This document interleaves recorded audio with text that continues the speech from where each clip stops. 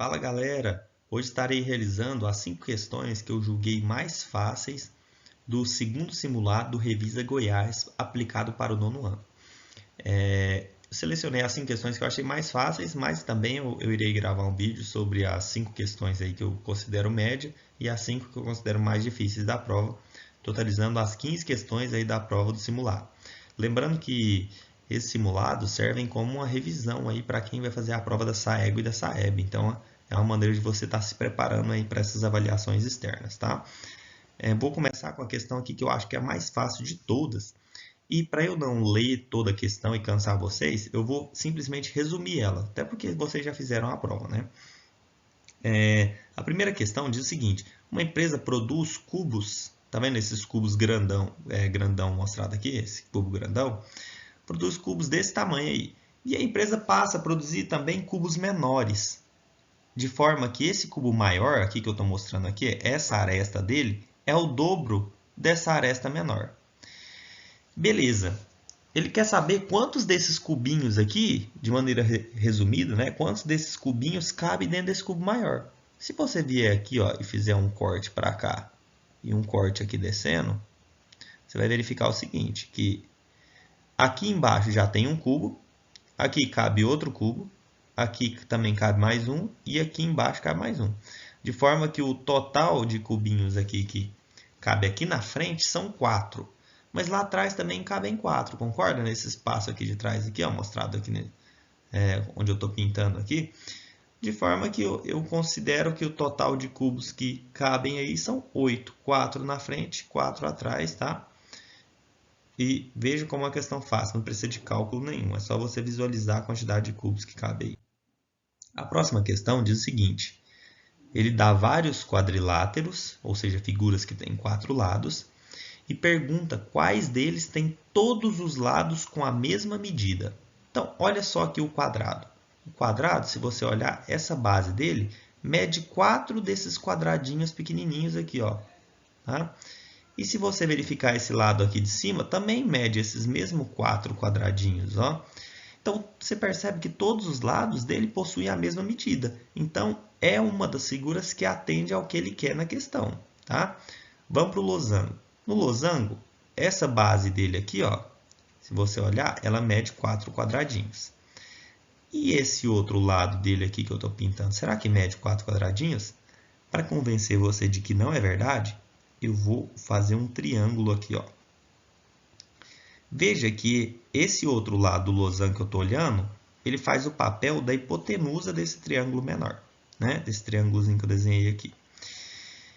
E de forma resumida, esse cateto da frente do triângulozinho aqui, esse cateto aqui, ó, que eu estou pintando aqui, ele mede 4 quadradinhos. Se ele mede 4, então essa hipotenusa aqui não pode medir 4, ela tem que medir maior que 4, porque a hipotenusa sempre é o maior lado. Então, esse lado aqui do losango, que é a hipotenusa, é maior que 4, e essa base aqui do losango, aqui, ó, ela é 4. Então, se esse aqui é 4 e o outro lado é maior que 4, então ele não tem os mesmos lados, os lados de tamanhos iguais, né? Então, descarto o paralelogramo, desculpa, estava falando losango, mas é paralelogramo. Então, descarto aqui o paralelogramo, descarto aqui o paralelogramo, descarto aqui, sobra só a letra B, que é a correta. Aí, para você verificar, o losango tem todos os lados iguais, o trapézio não tem, é muito claro, né? Olha o tamanho dessa base maior e olha o tamanhozinho dessa base menor, né? No losango, você pode observar que esse lado tem o mesmo tamanho que esse e assim vai. Todos os lados têm o mesmo tamanho. Ah, como é que você comprova isso? Faz o seguinte, fecha com triângulozinhos, ó. Vou fechar aqui com triângulo, vou fechar aqui com triângulo. Essa base do triângulo mede 3 e esse lado mede 2. O outro triângulo também, ó. Esse lado mede 3 e o outro 2. Logo, as hipotenusas têm que ser iguais. Então, esses lados aqui da hipotenusa do losango tem o mesmo tamanho, tá? Beleza. Próxima questão aí é a questão 1, que eu achei bem facinho, que diz o seguinte: observe as frações a seguir. Ele dá a primeira fração, a segunda, a terceira e a quarta e pergunta quais delas são equivalentes. De forma resumida, frações equivalentes são frações que são iguais. Mas aqui não tem nenhuma fração igual, professor. Tem. O que você tem que fazer? Você tem que reduzir ou simplificar as frações de maneira que você consiga comparar ela com outras. Por exemplo, essa primeira fração aqui, ó, não dá para simplificar.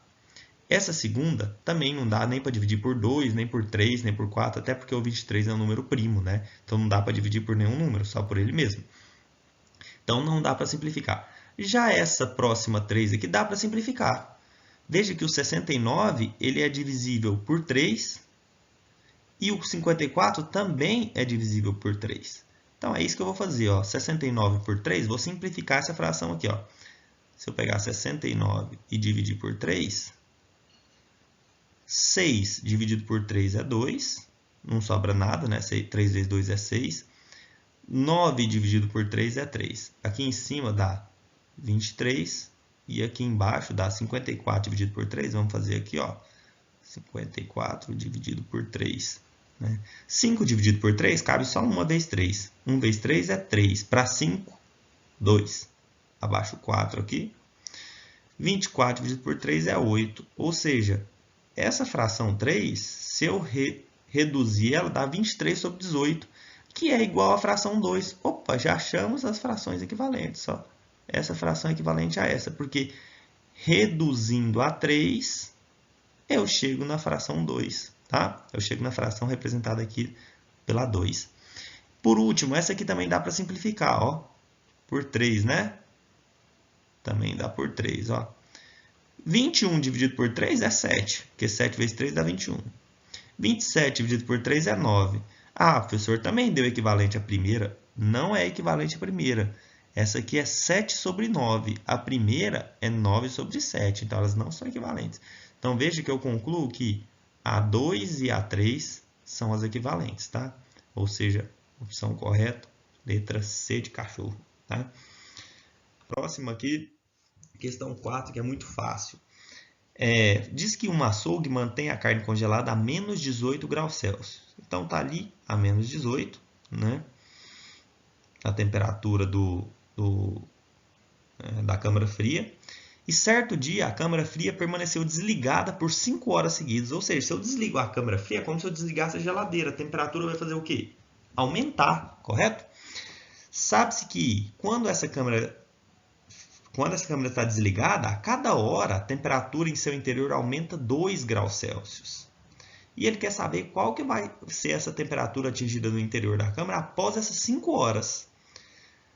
Ou seja, a cada hora que passa, ela sobe 2 graus Celsius. Aí alguém poderia falar assim, professor, se sobe 2, vai para menos 20.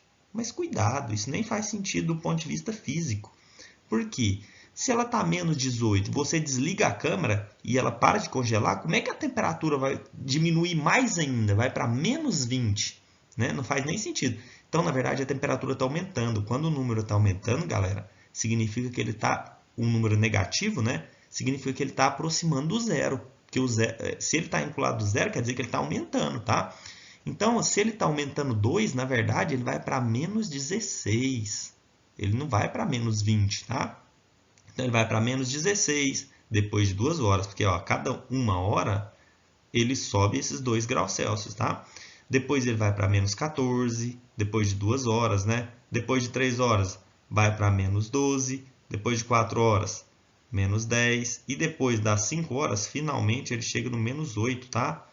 Ou seja, 5 horas após, a temperatura dele é menos 8 graus Celsius, que a resposta correta é a letra A. Então, cada hora sobe esses 2 graus Celsius. Por fim, nas 5 horas, ele vai parar na temperatura de menos 8. Por último, a questão aqui que eu achei fácil também foi a questão 2. E essa questão 2 diz o seguinte: observe a porcentagem a seguir, 0,37%. Essa porcentagem corresponde ao número decimal. Opa! Que porcentagem corresponde ao número decimal? Como é que você transforma uma porcentagem em um número decimal que representa essa porcentagem? E galera, não é difícil. Toda vez que aparecer um número que tem porcentagem e você quiser converter ele para um número decimal, você faz o seguinte: você pega esse número que tem a porcentagem, que no caso é 0,37, 0,37%. A palavra porcento lembra por 100. Então é só você pegar isso aqui e dividir por 100. Né? Vamos ver quanto que dá 0,37 dividido por 100? 0,37 dividido por 100. Como aqui é um número que tem vírgula e é ruim de trabalhar com um número que tem vírgula, eu vou pegar essa vírgula que está aqui, ó, e vou andar com ela para cá e para cá. Vou andar 2 casas para a direita. Para quê? Para esse número virar 37 e não ser um número quebrado com vírgula. Só que, se eu ando 2 casas com a vírgula aqui, você vai ter que compensar aumentando 2 zeros no 100 aqui, ó. Então, era 100, passou a ser 10.000. E aí você tem que fazer 37 por 10.000. 37 dá para dividir por 10.000? Claro que não. Então, coloco um zerinho aqui, tá? Vou colocar um zerinho aqui e um 0, aqui.